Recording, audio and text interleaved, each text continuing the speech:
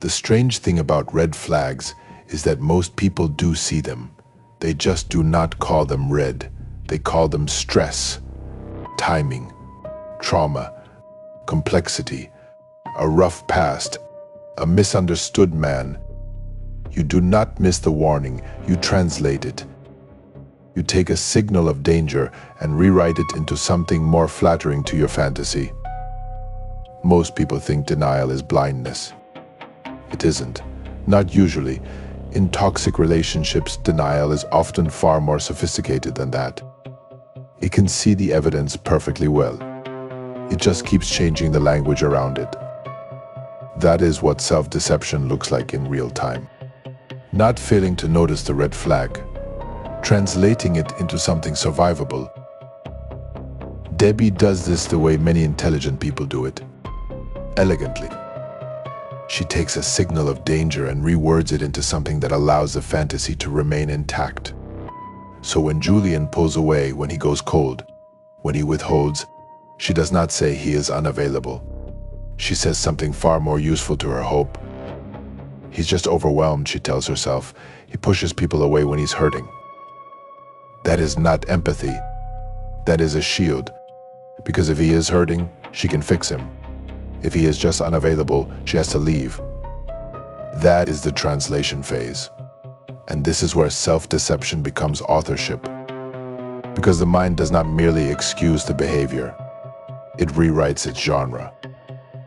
Debbie notices the truth first in its raw form. He barely looked at me all night. The truth is sterile and cold. Cruelty is just cruelty. Emotional starvation is just starvation.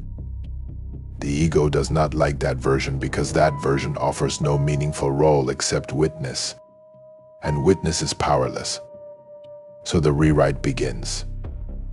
He was so deep in his own thoughts, Debbie tells herself, he just needs someone who won't abandon him when he gets quiet. There it is.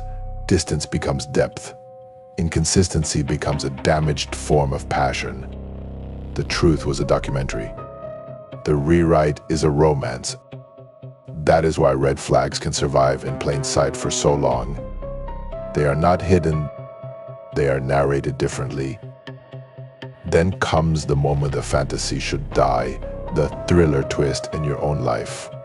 The point where the script ought to collapse under the weight of evidence. You stumble onto the undeniable proof that you are not in a unique romance. You are in a duplicated system. The lines he fed you were rehearsed. The intimacy was copy-pasted. You hear Julian's voice again in your head, and suddenly it no longer sounds personal.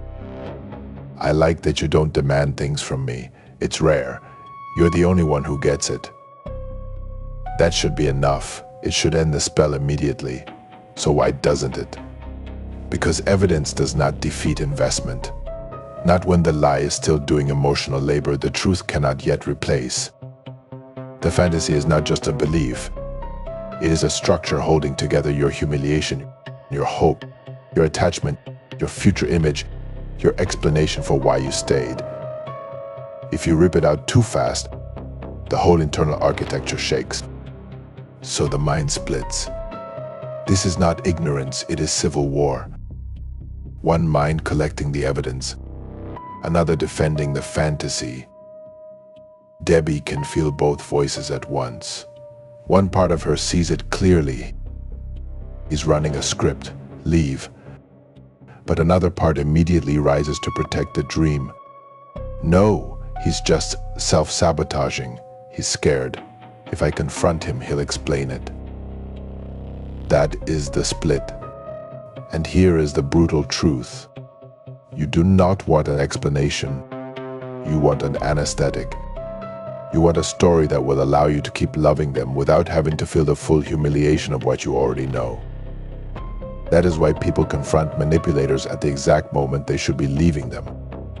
Not to leave, to recover the dream.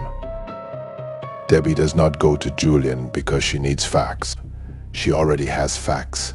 She goes to him because she wants him to hand the fantasy back with cleaner edges. So she says, you sent her the exact same voice note you sent me, 5 minutes apart. That is not a question. That is evidence.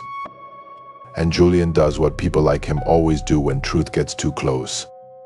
He survives in ambiguity. I talk to people, Debbie, he says. Nora is a friend going through a hard time. If you're going to violate my privacy and twist my words into a conspiracy, that's your trauma talking, not reality. Notice how elegantly he moves. He does not deny enough to be pinned down. He does not confess enough to set her free. He gives partial truths, technical denials, and just enough doubt to keep the fantasy breathing. Debbie tries to force reality back into the room, but the exact same words. And Julian gives her one more layer of fog. Because I value the same things in the people I care about. Are we really doing this? That is why manipulators are so difficult to leave at the psychological level. They do not give you closure. They give you courtroom haze. They make you feel as though you need one more piece of evidence, one clearer contradiction, one unmistakable confession. But you are waiting for a courtroom confession for a crime you already witnessed. And now comes the darkest reversal. He does not confess, he insults her and wraps the insult in an excuse. But it is just enough ambiguity to let the fantasy breathe again. I'm not doing this, he tells her. When you want to act like an adult, let me know. And Debbie, who walked in holding evidence, suddenly finds herself apologizing to the man who created the confusion. Wait, Julian, wait. I'm sorry, I got scared. This is the real red flag, not just the manipulator. Your willingness to betray your own perception to keep them. That is the final warning in a toxic relationship. Not that they lied, not that they distorted, not even that they withheld. It is the moment you watch yourself abandon your own reality in order to remain emotionally employable to theirs. And that is why people stay longer than they think they should. Not because they are stupid, not because they enjoy suffering, but because the truth requires a double grief. Grief for the person and grief for the self that believed. So they translate, they rewrite, they split, they bargain, and in the end, they often put themselves on trial instead of the person who harmed them. The warning was received, the evidence was gathered, the trial was held, and you still voted to convict yourself. You survived the abuse by pretending it was love. But what happens when the illusion finally, inevitably breaks? What happens when they leave and you are left staring at the wreckage, begging them for closure?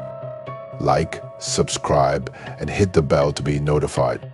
Because next up, episode 6, Why Closure is a Trap. We are going to dissect the final myth of the toxic relationship. Why waiting for an apology is just another way of waiting for them to return.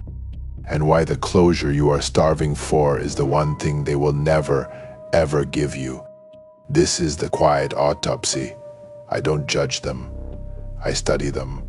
And I show you the unspoken rules so you stop mistaking patterns for accidents.